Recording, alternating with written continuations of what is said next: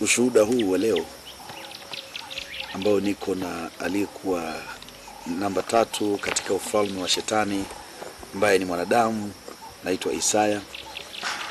Atatuelezea yale ambayo aliyoyaona na akihusika wakati alipokuwa kuzimu. Karibu Isaya. Bwana Yesu asifiwe. Siku ya leo nitaelezea kwa upande wa kifo cha mwanadamu mmoja ambaye anaitwa Michael Jackson, ambaye alikuwa ni mwanamuziki huko duniani. Nitaelezea kifo chake kwa ufupi, jinsi kilivyokuwa na chanzo chake na kisa cha kifo chake mpaka aliyesababisha na hatima yake ikawa ni nini na mwisho wake. Kwanza kabisa, Michael Jackson alikuwa ni mshirika wa malango ya kuzimu, lakini ilifika wakati ambao alitaka kumrudia Mungu wake aliyemuumba. Lakini kabla hajafikia wakati wa kumrudia Mungu, Shetani akaona bora muondoe kabisa duniani. Michael Jackson siku ambayo alikuwa anataka kuanza kuwa mshirika katika ufalme wa Shetani, aliletwa na mtu mmoja ambaye jina lake nimekwisha kumsahau tayari, lakini ni mwanamuziki na ni maarufu sana huko nje Marekani, hata huko pia watu wanamjua sana. Na siku ambayo Michael Jackson aliletwa ilikuwa ni saa 8 usiku. Kisa ambacho kilimfanya Michael Jackson aje kule ni kwamba alikuwa anahitaji kuwa tajiri na alihitaji nyota.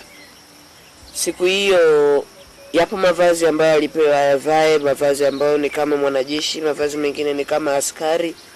Watu walikuwa waelewi maana ya yale mavazi, lakini yale mavazi maana yake ni kwamba siku ile ambayo yeye alivyokuja kule, alivyohitaji kupewa hivyo vyeo vya kuwa kwamba anahitaji kuwa tajiri, anahitaji kuwa maarufu sana, maana yake ni kwamba Shetani alimpa yale mavazi na akaamua kumweka kuwa mshiriki kati ya wanajeshi wa kuzimu na kati ya maaskari na walinzi wa Shetani kule kuzimu. Ndio Shetani akaamua kumpa yale mavazi ambayo alikuwa anayavaa, labda kienda kufanya show fulani, akiwa anaimba labda, au akiwa na shoot video fulani labda ya wimbo wake. Na siku hiyo ambayo alikuja kutaka kupewa hivyo vyeo, Michael Jackson alikutana na yeye ndio mtu wa kwanza ambaye alifanikiwa kuja kukutana na Shetani kabla ya kupita kwangu mimi hapa. Yeye peke yake. Alifanikiwa kukutana na Shetani, akafanikiwa kukutana na joka kuu, na akafanikiwa kukutana na mimi pia. Baada ya kukutana na hiyo, ipo mashine kule kuzimu ambayo huwa inamskani mtu, inamjua kabisa kwamba huyu mwisho atakuja kuwa mtu wa Mungu, huyu mwisho wake ni kuingia motoni au kwenda mbinguni, na huyu ana kitu fulani na ana kitu fulani ambacho Mungu ameweka ndani yake mtu kabisa. Ndio. Wakampitia kwenye hiyo mashine ambayo wakaona kama baadaye atakuja kuwa mtu wa Mungu yeye. Na walivyompitisha kwenye hiyo mashine wakaona ni bora Mungu amkose kabisa, kwa sababu Michael Jackson alikuwa aje kufanya kazi ya Mungu hapo baadaye. Alikuwa aje kufanya kazi ya Mungu? Ndio. Kuwa mtumishi wa Mungu. Ndio.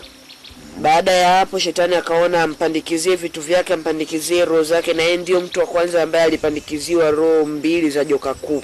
Ambazo ni ipi na ipi?